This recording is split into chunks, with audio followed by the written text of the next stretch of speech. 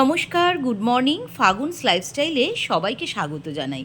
সব বন্ধুদের জন্য রইল আমার অনেক অনেক অনেক ভালোবাসা। সকালটা শুরু করলাম ঠাকুরের পুজোর ফুল তোলার মধ্যে দিয়ে।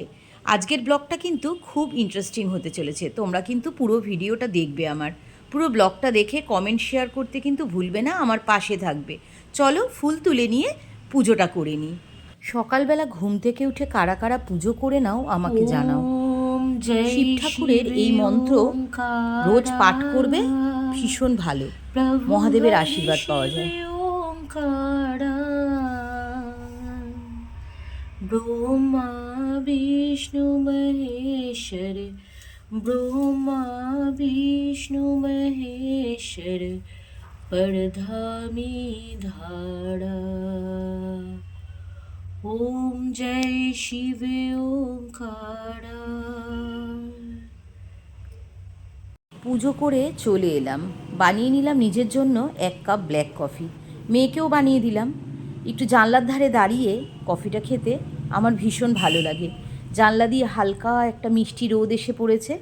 আজকে কিন্তু রোদ ওঠেনি জানো তো বন্ধুরা, সকালবেলায় চারিদিকে মারাত্মক কুয়াশায় ঢাকা ছিল, কিচ্ছু দেখা যাচ্ছিল না। তোমাদের দেখাবো কীরকম ওয়েদার ছিল। চলো সকালবেলা কীরকম ছিল দেখাই। দেখো চারিদিকটা কীরকম ঘন কুয়াশায় ঢেকে রয়েছে, মনে হচ্ছে না দার্জিলিংয়ে ঘুরতে এসেছি। দার্জিলিংয়ের সকালবেলা, সকালবেলা কেন, মানে আমরা ডিসেম্বর মাসে ঘুরতে গেছিলাম, চারিদিকটা এরকমই ছিল। নিজের সঙ্গে সময় কাটানোর এটা কিন্তু একটা খুব ভালো সময়, খুব ভালো লাগে আমার সকালবেলা এরকম পরিবেশটা। তো আজকের ঘন কুয়াশা কিন্তু এবার শীতকালের একদম শ্রেষ্ঠ, মানে এতটা ঘন কুয়াশা এর আগে পড়েনি। তো মেয়ে কলেজে যাবে, এবার আমি নিচে চলে যাব, নিচে গিয়ে ওকে কিছু টিফিন বানিয়ে দেবো। তো চলো নিচে যাই। চলে আসলাম নিচে, একটু ময়দা মেখে রেখেছিলাম আগের দিন, আর একটু কচুরির যে কড়াইশুঁটির পুরটা হয় সেটা করে রেখেছিলাম। তো হিঙের কচুরি খেতে আমার মেয়ে ভীষণ ভালোবাসে, আর আলুর দম। তা নতুন আলুর দম খেতে তো এখন ভীষণ ভালো লাগে, তা ওর জন্য একটু আলুর দম করে দিলাম, আর 4টে কচুরি ভেজে দিলাম। 5টা মতো কচুরি হয়েছিল, ও বললো মা 3টেই নেব।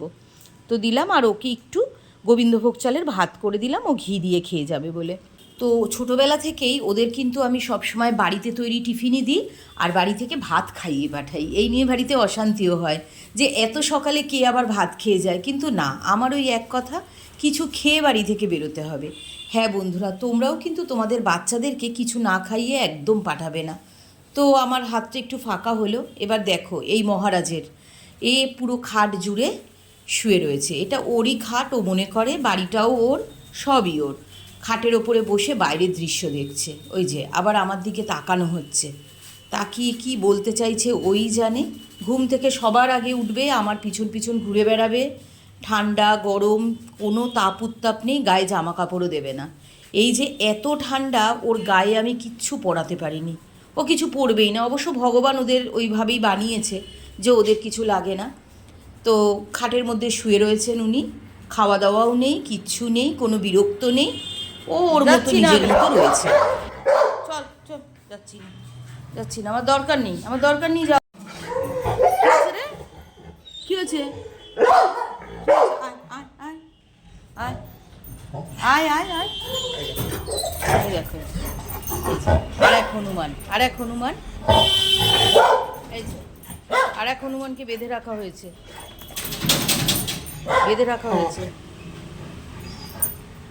এই হ্যান্ডশেক কর, হ্যান্ডশেক কর, sit down, sit sit, sit down, sit down, handshake, handshake করো, হ্যান্ডশেক করো, হ্যান্ডশেক, হ্যান্ডশেক, হ্যান্ডশেক করতে বলেছি কিন্তু, হ্যান্ডশেক করো, করো, ইয়েস, সেইভাবে হ্যান্ডশেক করতে হয়, ঠিক আছে?